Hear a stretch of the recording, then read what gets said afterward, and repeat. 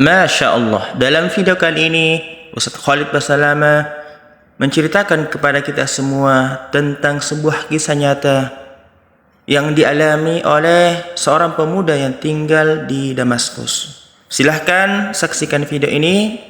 Mudah-mudahan setelah kita menyaksikan video ini bisa menjadi inspirasi kebaikan buat kita dan menjadikan kita lebih bertakwa lagi kepada Allah Subhanahu wa Ta'ala. Selamat menyaksikan. Barakallahu fikum. Ada seorang anak muda di Damaskus, di ibu kota Syria, di zaman tabi'in dulu. Pernah datang ke sebuah masjid namanya Masjid At-Taubah. Masjid At-Taubah ini zaman tabi'in ada. Ada seorang tabi'in masyhur di situ, tinggal jadi imam juga jadi alim, mengajar tiap hari.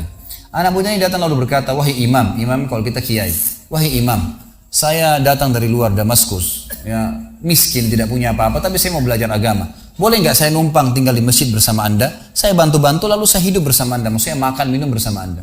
Kata ya syekh itu, silahkan, nggak masalah. Tapi harus sabar, ya ikutin kehidupan saya. Apa yang saya makan kau makan, apa yang saya minum kau minum. Kata anak muda ini, baiklah. Anak muda ini cerita, dia bilang setelah 3 bulan saya tinggal dengan syekh saya. Ternyata syekh saya ini orangnya sangat zuhud, luar biasa. Ada makanan makan, tidak ada makanan puasa. Dan hari ini sudah 3 hari kami puasa. Sahur dengan sebutir kurma segelas air, buka puasa juga begitu. Tapi ini sudah hari ketiga, syekh saya masih kuat, saya sudah tidak kuat lagi, dia bilang. Saking tidak kuatnya saya bungkukkan punggung saya, menekan perut saya supaya lapar saya hilang. Dalam keadaan begitu, syaitan datang menggacaukan pikiran saya sambil berkata, "Wahai anak muda," di benak saya terlintas, "sekarang sudah halal buat kau mencuri makanan. Kalau kau tidak curi makanan, kau mau makan dari mana? Akan mati kelaparan. Minta sama gurumu nggak punya. Minta-minta sama orang, gurumu larang, minta-minta sama orang. Sekarang kau curi makanan sepotong roti, yang penting tidak mati kelaparan." Dia bilang dalam kondisi saya berkecamuk pikiran syaitan begitu, saya berpikir mencuri makanan di rumah di sebelah masjid. Zaman dulu teman-teman sekalian, dinding masjid tidak seperti kita sekarang ada tembok. Jadi zaman dulu itu bisa dari tanah liat, atau kalau mau kuat, batang kurma ditebang atasnya, ditebang akarnya, ditancapin, lalu didempet-dempetin. Jadi dinding yang kuat.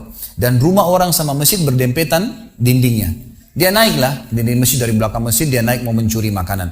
Di rumah yang pertama dia mau masuk mencuri di sebelah masjid, itu dia lihat ada 3 perempuan yang tidak tutup auratnya, lagi nunun kulit domba. Dia alihkan pandangannya karena dia tahu yang bukan mahramnya haram untuk melihatnya. Dan itu bukan tujuannya, dia ingin cari makanan. Dia pindah ke rumah kedua. Waktu dia pindah ke rumah kedua, dia lihat dari atas rumah karena pakai pelapa-pelapa kurma, jadi kelihatan nggak ada orang, tapi ada bau masakan. Karena laparnya dia turun ke dalam, dia masuk ke dapur, ditemukan ada panci yang lagi dipakai masak dengan kayu bakar. Di dalamnya ada, waktu dia buka, air yang sedang direbus 2 buah terong yang sudah matang. Karena lapar sekali, diambil sama dia terong 1 lalu digigit. Sementara dia kunyah teman-teman sekalian, dia bilang, dia ceritakan dirinya, waktu saya sebentar kunyah dan sangat lapar, saya sudah buru-buru ingin menelannya, tapi tiba-tiba muncul ketakwaan saya pada Allah. Muncul ketakutan saya pada Allah, kepatuhan saya sama Allah. Lalu saya berkata dengan diri saya, subhanallah, syaitan berhasil membuat saya melakukan 3 dosa sekaligus. Yang pertama, masuk rumah orang tanpa izin, dosa. Yang kedua, mencuri, mengambil terong itu. Dan yang ketiga, saya sedang memakan makanan yang haram. 3 dosa sekaligus. Maka dia bilang, tidak mungkin Allah membuat saya mati kelaparan karena meninggalkan yang haram. Karena Nabi Muhammad SAW sudah bersabda, "Man taraka sya'ni la abdalahu khairan min."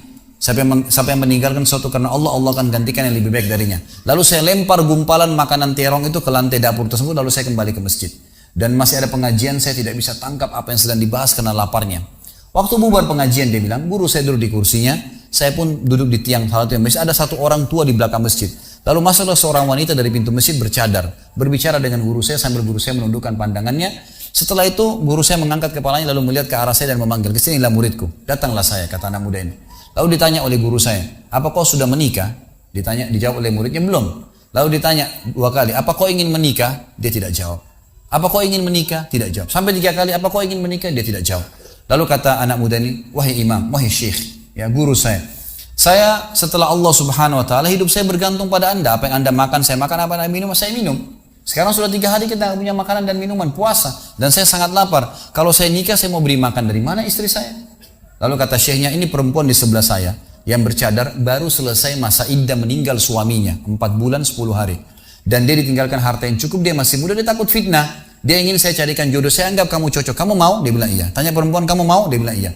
Syekhnya keluarin kendi dari kamar, dikasihkan jadi mahar, panggil walinya perempuan, panggil 2 saksi, kalimat akad, selesai. Hitungan menit nih. Lalu kata syekhnya, "Pulanglah ke rumah istrimu."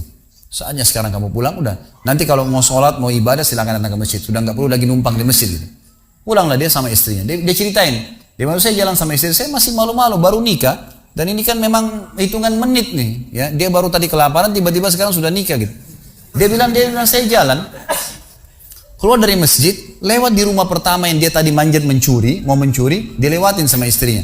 Begitu masuk, tiba di depan pintu rumah kedua yang dia manjat, gitu kan? Istrinya berhenti. Buka pintu rumah lalu berkata, masuklah suamiku, ini rumah kita. Rumah yang tadi dia mencuri nih. Maka dia pun bilang, saya masuk ke ruang tamu, saya melihat di atas, ini benar rumah tadi yang saya masuk mencuri. Istrinya bilang, wahai suamiku, tadi saya dengar Anda sudah 3 hari nggak makan. Mau makan? Dia bilang, iya. Istrinya masuk ke dapur, ditemukan apa? Panci terbuka, terong yang sudah digigit. Ini kisah nyata nih. Tiba-tiba perempuan ini bilang, siapa yang makan terong saya? Spontan gitu, teriak gitu kan. Pada saat dia teriak, maka si laki-laki ini mengucapkan kalimat begini. Ini dari saksi bahasan kita. Dia mengatakan, kesinilah istriku. Demi Allah begini ceritanya. Kronologisnya saya manjat, saya turun, saya lapar, saya makan. Dan demi Allah sebelum saya telan, karena saya takut sama Allah, saya lempar ke dapur, ke lantai dapurmu dan belum kering tuh. Gitu kan. Maka perempuan ini mengucapkan kalimat. Saya berharap semua muslimah di belakang sana juga punya iman seperti ini. Kata para ulama, ucapan wanita ini perlu diukir dengan ukiran emas. Karena menandakan iman yang luar biasa. Kata dia, wahai suamiku, engkau meninggalkan segumpal makanan haram. Allah jadikan makanan itu, pancinya, rumahnya, pemilik rumahnya jadi milikmu sekarang. Allah bukan hanya hilangkan laparnya, makanannya dikasih, pancinya, rumahnya, pemilik rumahnya sekarang jadi milik dia.